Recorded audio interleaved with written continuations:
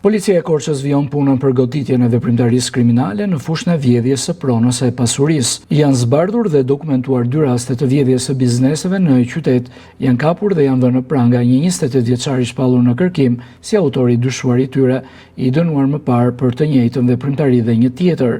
i cili mbante në banesën e tij ku ndodhej me mas siguri arrest në shtëpi sende të vjedhura nga 28 vjeçari.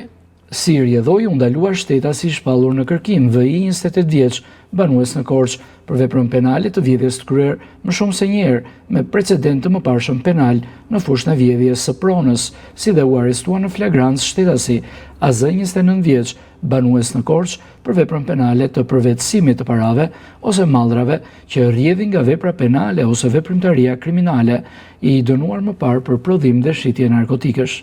Nga veprimet hetimore dyshohet se shtetasi VI 28 vjeç është autori i vjedhjes së 3 televizorëve në lokalin e një shtetasi dhe një shumë parash në një furrë buke në lagjen Mushtat në Korçë. Gjithashtu, gjatë kontrollit u ushtruar në banesën e shtetasit AZ, i cili ishte me mas sigurie arrest në shtëpi, ju gjet njëri prej televizorëve të vjedhur nga shtetasi VI, i cili u sekuestrua me cilësinë e provës materiale. Vijon puna për dokumentimin e vjedhjeve të tjera ngjarje në të cilat mund të jenë implikuar këta shtetas.